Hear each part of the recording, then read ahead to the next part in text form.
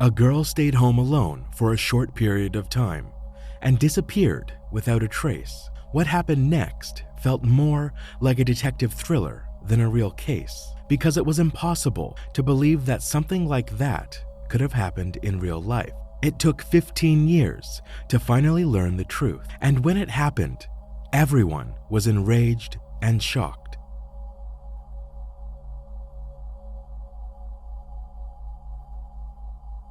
Jessica Dishon was born on May 2nd, 1982, in the small American town of Shepherdsville, Kentucky. It was a quiet place where a lot of residents were involved in farming and knew each other well. Jessica had 2 younger brothers, and from an early age, she helped her parents to take care of the kids while they were working. This made Jessica more independent, and her parents could always rely on her. When she was 15, she took a part-time job at a local restaurant to save up for her first car she dreamed of, a red Pontiac. And a few years later, she had saved enough money to make that dream a reality. Despite her part-time job, Jessica had excellent grades and started to make plans to attend college to become an accountant after school. In the fall of 1999, when she was 17, Jessica entered her senior year. She also started dating a boy and was thrilled about it. On the morning of Friday, September 10th, her day began as usual. Jessica's parents left for work while she was still asleep. Her younger brothers went to the bus stop and left for school. Jessica stayed home and was supposed to drive to school in her car soon after her brothers. Somewhere around noon, her mother returned home and immediately noticed something weird. Jessica's car was parked in front of the house, although she should have been in class at that time. The mother entered the house and went to her daughter's room. Her initial thought was that Jessica might have overslept and missed school, but she wasn't in her bedroom. Next, the mother thought that, for some reason, Jessica might have asked her father for a ride to school. She called him, but he said he had gone to work alone that morning. Thinking there might be something wrong with Jessica's car, the mother took a spare key from the house to try starting it. However, as soon as she approached the car, she saw a disturbing scene. Firstly, the driver's door was slightly open. Secondly, and more alarming, Jessica's cell phone lay on the seat with the numbers 9 and 1 on the screen. Beneath the front seat lay one of Jessica's shoes and her keys, and in the back seat were her textbooks, work clothes, and purse. The mother immediately feared the worst. It was evident that someone had tried to dial 911 on Jessica's phone, but didn't finish it. Moreover, Jessica obviously couldn't have just left all her belongings in the car and walked away. The family lived on the outskirts of town, so she would have had to cover several miles along the road on foot. Jessica's parents called the school, only to hear that their daughter hadn't attended class. Somehow, the school had failed to notify them about this, as it should have done. A few hours later, Jessica's best friend from the restaurant where they both worked called her parents, saying that Jessica hadn't shown up for her shift, increasing their concern. Concerned about Jessica's absence from school and work, and the fact that her belongings, including a phone with 9 and 1 dialed, were left in an unlocked car, her parents decided to call the police. However, the sheriff simply suggested that Jessica likely wandered off and would return home eventually. He didn't even pay any attention to the fact that one of her shoes was left in the car, making it difficult for her to go far without it. Jessica's parents tried to convince the sheriff that their daughter might be in danger, but despite their pleas, he refused to open an investigation, leaving them with no choice but to return home. After that, Jessica's parents decided to take matters into their own hands. They contacted relatives, friends, and acquaintances, but no one had seen her. Together, they started to search for Jessica throughout the town, but she was nowhere to be seen. The next morning, her parents went back to the sheriff and told him that Jessica still didn't make it home. This time, he dispatched 2 officers to inspect her car. But their parents faced yet another problem. The officers examined the vehicle without gloves, touching everything inside with their bare hands. They also didn't check Jessica's room, although it was standard procedure. Once again, let down by law enforcement, Jessica's parents tried to get some help from the local media, drawing their attention to their daughter's disappearance and the police's lack of interest.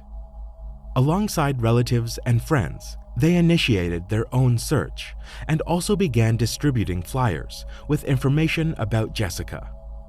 The search was led by Jessica's father and his brother, Stanley, who knew the area well. Fearing the worst, they decided to search the vicinity near a local river. The area had a pretty bad reputation, as it was popular among local drug dealers and other criminals, due to its overgrown and secluded nature. For hours, Jessica's relatives combed through the difficult terrain near the river, but found no trace of her. The next morning, something extremely weird happened. Jessica's parents were at home, and their son was playing in the yard. Suddenly, he rushed inside, claiming he heard a cry for help that sounded like his sister's voice.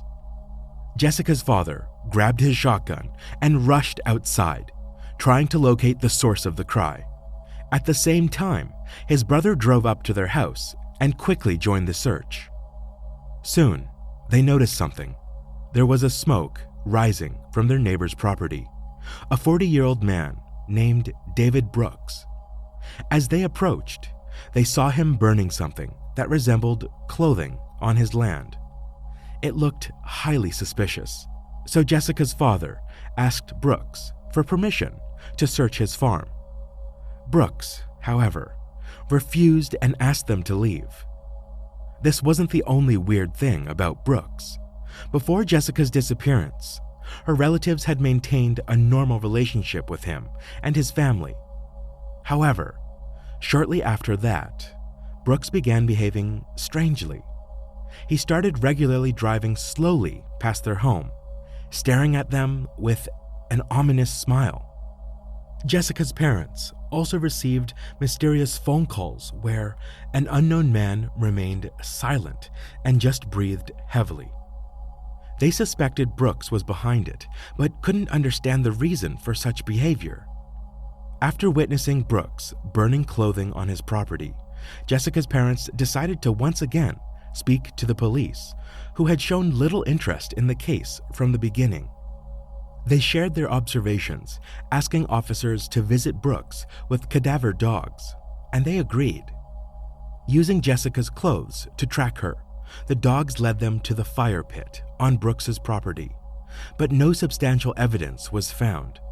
The dogs also discovered black gloves in one of the sheds, signaling the presence of a smell associated with decomposition. Throughout the search, Brooks displayed increasingly suspicious behavior, yet the police failed to connect him to Jessica's disappearance, once again, leaving empty-handed. Disappointed by the police, Jessica's father decided to reach out to the FBI. The Bureau usually refrains from initiating investigations based solely on calls from the relatives of missing persons. But this time, they decided to get involved immediately in light of the disturbing facts presented by Jessica's parents. And after a thorough research, the FBI concluded that something truly horrific might have happened to her. From this point on, a real investigation began, one that local cops had been reluctant to conduct. FBI agents collected fingerprints from Jessica's room and her car. They also seized all potential evidence for analysis and sent it all to the lab. Investigators also organized extensive search on the ground, using helicopters and gathering volunteers. They thoroughly examined the bottom of the pond near Jessica's home, considering the possibility that her body might be there. FBI agents meticulously combed through Brooks's farm, and there they found something very alarming. In one of the sheds, they found a printed photo of Jessica. After this disturbing discovery, detectives were almost certain that Brooks was somehow involved in her disappearance. They also suspected his 35-year-old brother, Joseph, as he behaved strangely while the police were searching his property. However, there was a problem. During the search, investigators found no evidence substantial enough to arrest the brothers, so they focused all their efforts on the search in the area, almost certain that Jessica was no longer alive. On September 27th, 17 days after her disappearance, the police received a call. A woman was driving along the road near the river where Jessica's father had searched for her in the initial days. She saw something strange near a tree just off the road and decided to inspect it.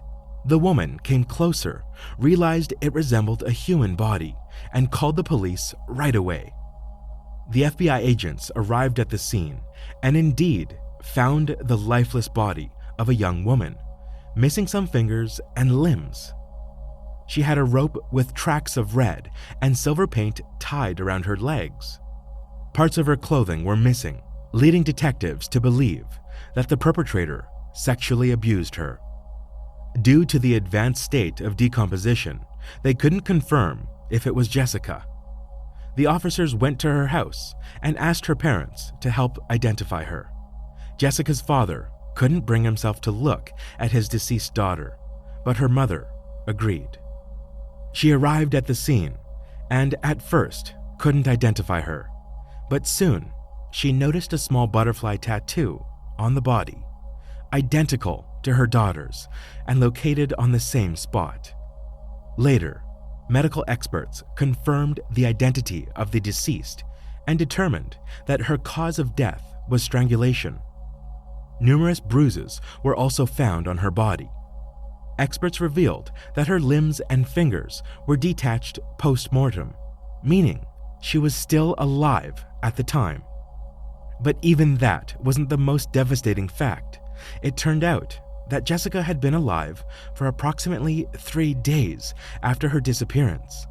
It meant that the police had a chance to save her, yet they took no action whatsoever to do that. After the discovery of the body, the FBI decided to re-interview Brooks, and this time, they found out something new. During their initial conversation, he claimed to have seen Jessica near her house on the morning she vanished. However, this time, he changed his story, stating that he hadn't seen her at all that day. Now he claimed he was at home in bed with his wife that morning. And when detectives questioned his wife, she contradicted her husband's testimony. The FBI continued to question Brooks, asking him what he would do if they found his fingerprints on the victim's body. Although there was no such evidence found, Brooks's response was extremely suspicious. He said he would have to confess to everything in that case. Later, he failed a polygraph test, so the FBI decided to arrest him and move forward with the trial. They were aware that the chances of a guilty verdict were relatively low, as they hadn't found any solid evidence linking Brooks to the murder. All they had were disturbing but indirect indications of his involvement. The detectives continued working on the case, searching for any additional evidence as the trial preparations unfolded. Investigators recalled another interesting detail. During the search of Brooks's car, they found a rope similar to the one used to tie the victim's legs. However, no DNA samples were found on it, making it another piece of circumstantial evidence. The trial began in January 2003. Brooks's lawyer insisted on the complete absence of evidence and declared his client's innocence. Something else came to light during the trial, When the body was discovered, investigators also found some missing limbs of the victim nearby. They placed them in special containers and handed them over to the local police. Ignoring labels that said, "store it in the refrigerator," they left the boxes at room temperature, causing extensive decomposition. So even if there was some potential evidence, including possible DNA traces from the killer, it was lost due to this error. All other circumstantial pieces of evidence against Brooks lacked sufficient weight. Ultimately, the jurors couldn't reach a unanimous decision, so the man walked free. According to state laws, he could only be charged again if new evidence was found. For Jessica's parents, this was a devastating blow. They had almost no doubt that Brooks was behind their daughter's murder. Moreover, had the police taken their job more seriously, their daughter might have been saved. So, in the end, they lost all hope of achieving justice. In the following years, this case remained unsolved, and eventually, it was almost entirely abandoned. In 2012, a new detective, Lynn Hunt, joined the local police department. She was assigned to investigate unsolved cases, and her initial focus fell on the murder of Jessica Dishon. Upon reviewing the case files, she was shocked by the negligence of her predecessors. Most of the documents were filled with errors, missing any reference to conversations with the involved parties, and the evidence wasn't properly documented. In other words, it was so ineffectively handled that she had to essentially start the investigation from scratch 13 years after the murder. Her first step was to speak with Jessica's family. One of her brothers, now an adult living separately from his parents, handed her a box of Jessica's belongings from her car. He had kept it since the police returned these items to the family.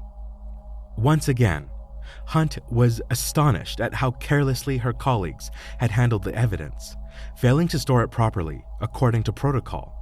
Now, after so many years, these items were unlikely to help her.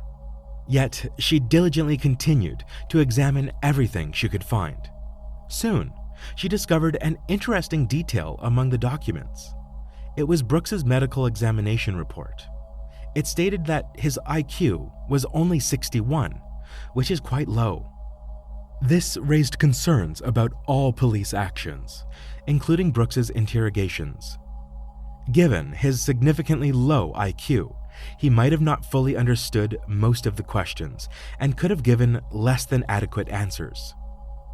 All of this led Hunt to consider that the man might have no connection to the case at all, as his weird behavior could easily be explained by his extremely low IQ. Then, Hunt began to think, who else could have committed this murder? She extensively researched everyone involved in the case or living nearby. This went on until September 2014, nearly 15 years after Jessica's death. A colleague from another department called Hunt to share intriguing information. An inmate from a Kentucky state prison claimed to know the real identity of Jessica Dishon's murderer. Hunt approached this lead with slight skepticism. Usually, when inmates wanted to share some information with the police, it ended in disappointment and wasted time. Many of them just imagined some stories to secure early release or improve their conditions in prison. Still, she understood that she couldn't ignore this lead without verification. She went to the prison and met with the man who supposedly had the information. According to him, he shared a cell for some time with an individual convicted of child abuse, the same charge as his. On this common ground, the two became friends and exchanged details about their crimes occasionally. One day, the cellmate told him that, among other things, he had murdered Jessica Dishon. After that, the informant dropped a bombshell, giving the detective the name of this man, leaving her in shock. It was Stanley Dishon, Jessica's uncle, her father's brother. According to the informant, Stanley told him that he had sexually abused Jessica for several years while living in their home. He threatened to kill her or someone close to her if she ever talked about it. In the spring of '99, when Jessica got a boyfriend, Stanley began to fear that, sooner or later, she might confess to him about the abuse by her own uncle. On the morning of September 10, Stanley arrived at her home when Jessica was alone. She was outside, getting into her car, having already loaded all her belongings. Stanley approached her and demanded that she break up with her boyfriend. But Jessica refused and threatened to expose him if he didn't leave her alone. He started threatening her, and she reached for the phone, attempting to dial 911. Stanley tried to grab her, but Jessica broke free and ran into the house. The man followed her to her room, struck her, and bound her in her sheets before taking her to an abandoned shed not far from where her body would later be found. Stanley kept her alive there for several days, subjecting her to abuse and torture. Then, he killed her, moved the body to a visible location near the road, and buried the sheets in the ground beneath the shed. He also mentioned that after the murder, he removed some of the victim's limbs, hoping to mislead the police into thinking drug traffickers were involved. Detective Hunt realized that this information was never disclosed. Only Jessica's closest relatives knew about the missing limbs, so the informant couldn't have fabricated this detail. At last, he also added that Stanley buried Jessica's shoe beneath a broken tree near the shed. Hunt decided to verify all this information about the buried evidence. Given the shortage of stuff in the local police department, no one from there could help her, so she reached out to Jessica's brother and a few other relatives who agreed to participate in the search. She didn't tell them that Stanley might be the murderer, as she decided to find some evidence to support these shocking accusations first. On the first day of the search, they failed to uncover any clues. Under the pouring rain, they dug in the areas matching the informant's description, but it yielded no results. The next day, Jessica's brother and Hunt returned to the site. On the way, he pointed out an abandoned barn alongside the road. They headed there and started digging the soil inside. And almost immediately, there was a long-awaited breakthrough.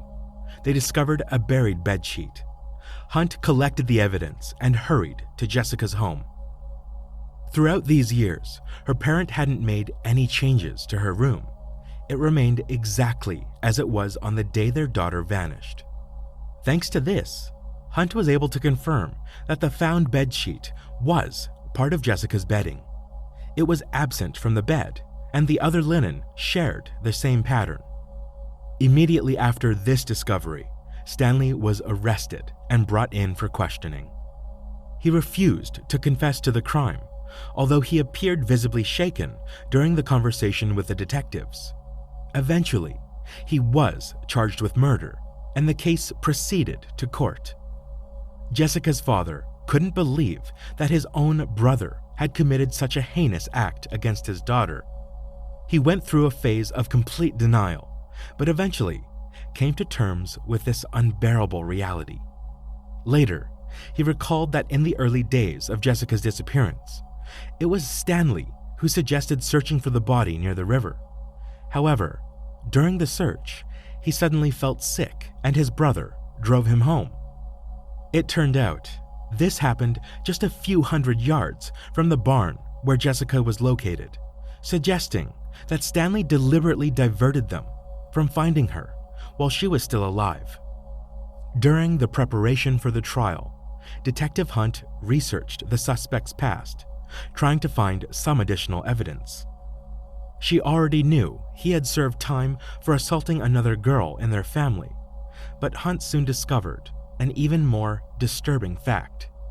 Several other women closely related to Stanley told the police that he had sexually abused them at a young age. The pattern was consistent. He would tell his relatives that he temporarily had nowhere to live and asked them to let him stay in their home for a while. When left alone with the girls, Stanley committed his vile deeds, using threats to silence them. Hearing all of these stories, the police concluded that Stanley had been doing this for 3 decades. Despite all of this, Detective Hunt realized that securing a conviction for the murder would be challenging since there were almost no straight pieces of evidence against Stanley, such as fingerprints or DNA. She continued to dig into the case until she stumbled upon a box of old files she hadn't examined yet. Looking through its contents, Hunt was once again shocked by the incompetence of her predecessors who initially handled the case. In the box, there was a letter dated June 26, 2002. Another informant wrote to the police the same story that Hunt heard only 12 years later from the Kentucky prison inmate. By the summer of 2002, Stanley was already serving time for assaulting an underage relative. During that time, he told his cellmate about murdering Jessica. The cellmate, who happened to be a police informant, wrote a letter to the department handling the case, disclosing all the gruesome details of what Stanley had done to his niece. And what do you think the police did? They simply ignored the letter, likely convinced of Brooks's involvement in those years, so they didn't bother considering other suspects. Once again, Hunt was disappointed by her colleagues' lack of professionalism. If only they had paid more attention to their job, this case could have been solved back in 2002. By now, after all these years, she could only await the trial, hoping that Stanley would finally face delayed justice for his actions. The process began in 2015, and Stanley declared his innocence. Present in the courtroom, Jessica's parents could hardly look at their relative who had destroyed their lives. They were also furious that he couldn't just confess to give them some sort of closure. The prosecution believed that the chances of obtaining a guilty verdict on murder charges were relatively low, mainly because there was almost no substantial evidence against him. There was also a problem with the assault charges involving other girls in the family. All of them would have to testify in court, describing Stanley's actions against them in great detail. So, the prosecution decided to offer Stanley a plea deal. They agreed to drop the death penalty in exchange for Stanley's confession, both in assaults on relatives and Jessica's murder. In the end, he agreed and pleaded guilty. As part of the deal, he wasn't required to disclose any specific details of the crimes. Jessica's parents, who desired to know the whole truth, weren't happy about it, but Stanley remained silent. Under the plea deal terms, the murderer received a 20-year prison sentence with the possibility of parole after 15 years. Given that he was 56 at the time of sentencing, Stanley might be released at 71. After the trial, Jessica's father promised that if his brother doesn't die in prison, he'll be waiting for him to take matters into his own hands. In 2019, Stanley gave his first interview, claiming he didn't kill Jessica. According to him, he was at work that morning, but it was impossible to verify after 2 decades. He also couldn't explain how 2 unrelated informants came up with identical stories, including details only known to the murderer, such as a bedsheet's burial site. As for David Brooks, detectives still don't rule out his potential minor involvement in the case. Stanley knew him and could have asked for help in disposing of the victim's belongings. Given Brooks's low IQ, he might have not fully understood the whole situation. It's possible that he burned the girl's clothes in the fire, and Stanley might have handed him the gloves with the scent of the body that the dogs detected. It's also possible that he left Jessica's photo in Stanley's shed to frame him. However, the truth may never be revealed, as Brooks passed away in 2021 due to heart problems. It's worth mentioning the moment when, on the 3rd day of Jessica's disappearance, her younger brother heard a cry for help outside, thinking it was his sister. it's still impossible to say with certainty what happened. At that time, the girl could have still been alive, but Stanley was holding her in the barn a few miles away from her home. Most likely, the child either imagined it due to stress or someone else was screaming, but there's a somewhat unlikely version. As we recall, right after Jessica's father rushed outside, Stanley drove up to the house, which means he was nearby. It could be that the girl was in his car with her mouth taped shut or unconscious. However, this theory seems highly improbable. Share your thoughts on this story in the comments section, and don't forget to hit the like button and subscribe if you enjoyed this video. Thank you for watching.